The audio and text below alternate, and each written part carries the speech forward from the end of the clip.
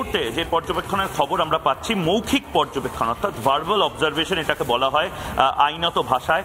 Supreme কোর্টের বিচারপতি justice Dipankar Dutta যে কথাটা বলেছেন সেই কথাটা খুব গুরুত্বপূর্ণ, যেটা আমরা দেখাচ্ছি যে শব্দগুলো আমরা একদম নির্দিষ্টভাবে ওনার বক্তব্যগুলো তুলে ধরছি যে ভারত কোনো ধর্মশালা নয়, যে যখন যার যেভাবে ইচ্ছা প্রয়োজন অনুপ্রবেশকারীরা আসতে পারে, যারা রিফিউজি আছে তারা থেকে যেতে পারে, তারা এখানকার চাল ডাল তেল নুন চাকরি বাকরি সমস্ত কিছু পেতে পারে। এইটা হতে পারে না। জাস্টিস দীপঙ্কর দত্ত এই মৌখিক পর্যবেক্ষণটা দিয়েছেন এবং তার পাশাপাশি সুপ্রিম কোর্টে পেন্ডিং রোহিঙ্গা সংক্রান্ত একটি মামলা পেন্ডিং রয়েছে। অর্থাৎ এই রোহিঙ্গা রিফিউজি যারা, অর্থাৎ রোহিঙ্গা উদ্বাস্তু যারা, তারা এই মুহূর্তে ভারত থেকে কেন তাদেরকে পুশব্যাক করা হবে না? অর্থাৎ ভারতবর্ষে যে সমস্ত জায়গাতে রোহিঙ্গা রিফিউজিরা রয়েছে, এটা তো হয়ে গেল, বহু বছর হয়ে গেল, তাদেরকে কেন এবার হয় মিয়ানমারে বা অন্য কোনো দেশে পাঠানো হবে না?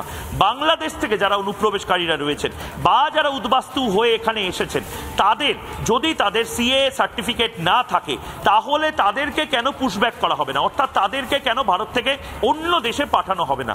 এই দাবিটা কিন্তু আজ থেকে নয়, দীর্ঘদিনের। কারণ দেখো, এই মুহূর্তে ভারত সরকার এতটাই উদারমনস্ক যে যারা অন্যান্য দেশ থেকে, আমাদের আশেপাশের ভারত উপমহাদেশের যে সমস্ত দেশগুলো রয়েছে, যে দেশ থেকে তাদের ধর্মীয়ভাবে যাদেরকে মারধর করা হয়েছে, যাদেরকে খুন খারাপির জন্য এদেশে চলে আসতে হচ্ছে, তাদের জন্যও কিন্তু আমাদের সংস্থান রয়েছে, যেটাকে বলা হয় সিএএ, অর্থাৎ সিটিজেনশিপ অ্যামেন্ডমেন্ট বা নাগরিক সংশোধন করে আমাদের দেশে কিন্তু আশ্রয়স্থল হিসেবে তারা বেছে নিতে পারে।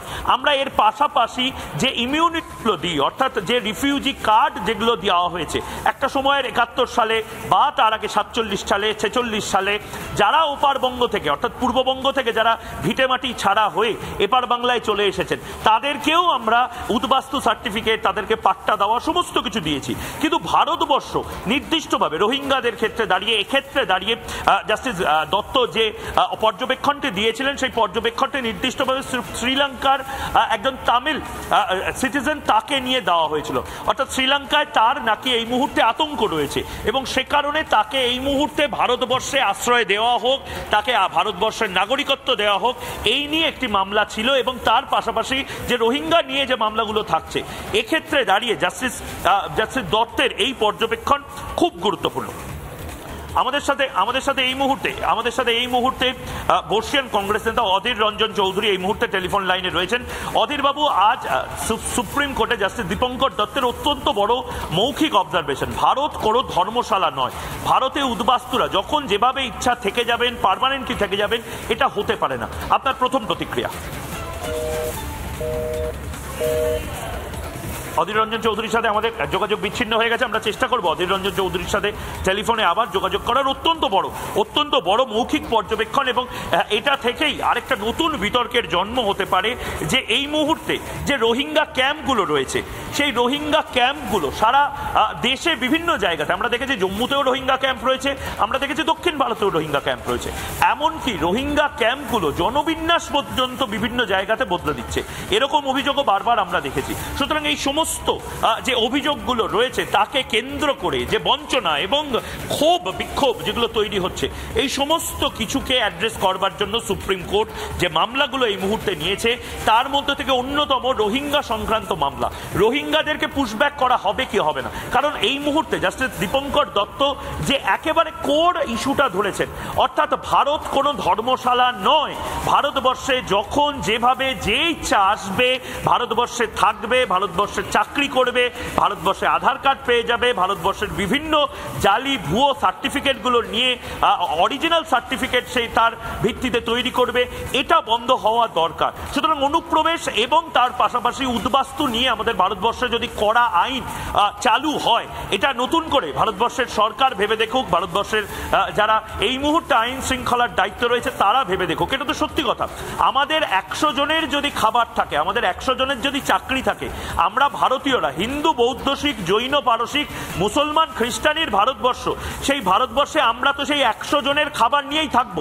এখন বিদেশ থেকে কিছু লোক যদি এখানে এসে আমাদের খাবারে হাত বাড়ায়, আমাদের থালাতে হাত বাড়ায়, আমাদের ভাত মেরে দেয়, আমাদের চাকরি মেরে দেয়, আমাদের ভিটেমাটি মেরে দেয়, তাহলে আমরা যাব কোথায়? আমরা যারা প্রাচীন কাল থেকে এই ভারতবর্ষে আছি, এই রোহিঙ্গা যারা বা পাকিস্তান থেকে যারা আসছেন বা বাংলাদেশ থেকে যারা অনুপ্রবেশকারী আসছে, তারা যদি এখানে এসে আমার চাকরি, আমার ভিটে, আমার মাটি, আমার গ্রামে এসে বসবাস শুরু করে দেয়, যে রোহিঙ্গা ক্যাম্পগুলো আগে বেড়া দিয়ে বানানো হতো, যে টিন দিয়ে বানানো হতো, সেই রোহিঙ্গা ক্যাম্পগুলোতে এখন কংক্রিটের রোহিঙ্গা ক্যাম্প বানিয়ে দেওয়া হচ্ছে।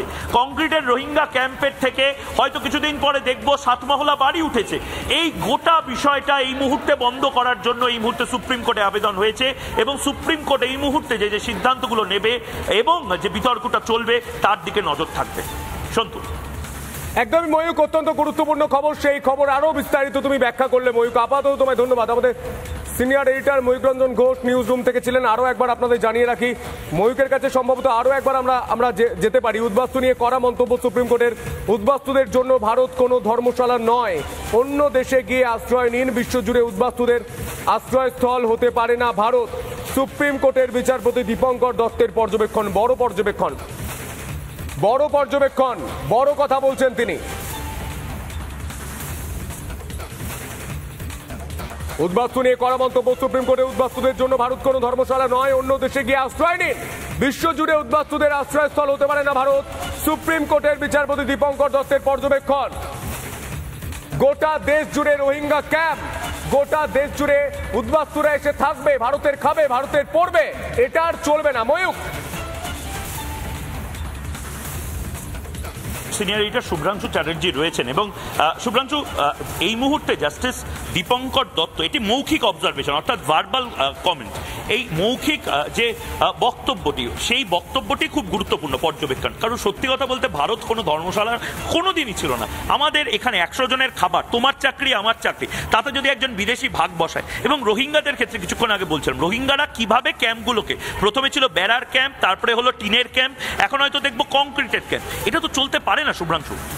দেখো, এই যে পদ্ধতিগত যেটা হয়েছে, আমাদের একটা বড় মন আছে। আমরা এর আগেও দেখেছি উদ্বাস্তু এসছে, উদ্বাস্তু শিবির এসছে বাংলাদেশের সময়, তোমার মনে আছে, শুনেছ।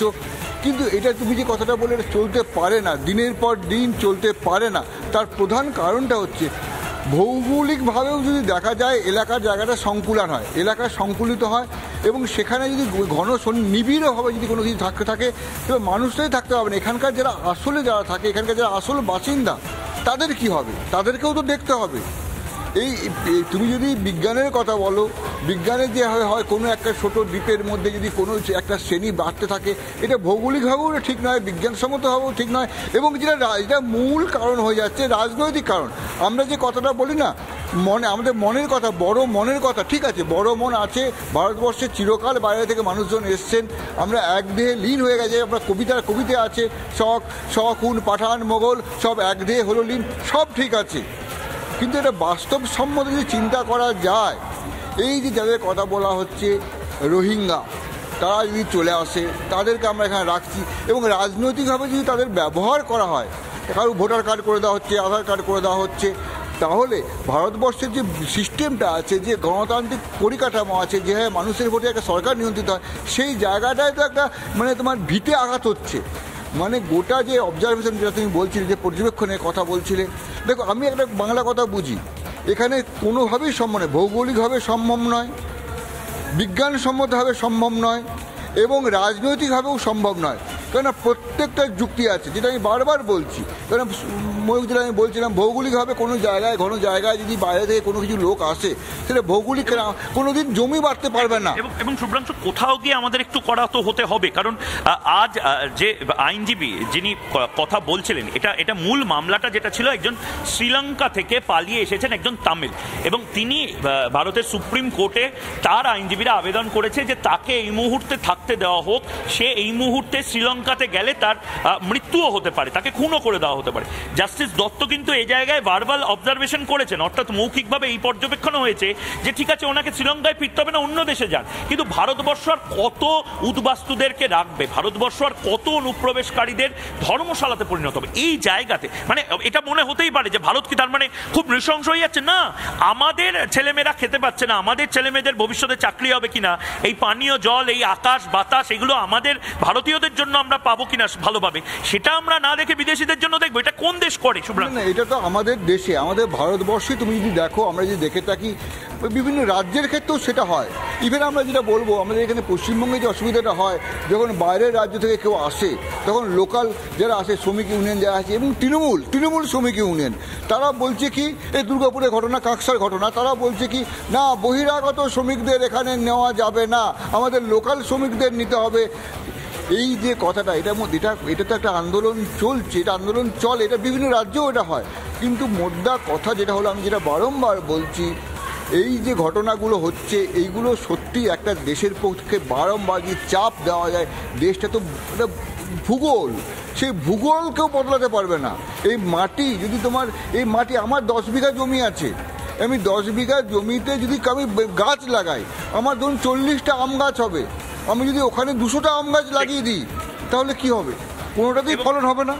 এবং শুভ্রাংশু, শেষমেশ সেই বিতর্কটাই উস্কে গেল, ভারত শুধুমাত্র ধর্মশালার মতন থাকবে না, গোটা পৃথিবীটা নিজের যে ব্যাপারটা বুঝে নিচ্ছে, গোটা পৃথিবীর সব দেশ নিজেরটা বুঝে নিচ্ছে, আর ভারতের বেলাতেই ধর্মশালা, এটা বোধহয় চলবে না। এটা নিয়ে বিতর্ক হবে আজ সন্ধ্যাবেলা প্রাইম টাইমে, সুপার প্রাইম টাইমে বিতর্ক হবে, আপনাদের এই বিতর্কে অংশ নিতে হবে। কিন্তু একটা ছোট্ট বিরতি থেকে ফিরে আসছি আমি, শুভ্রাংশু এবং সন্তু।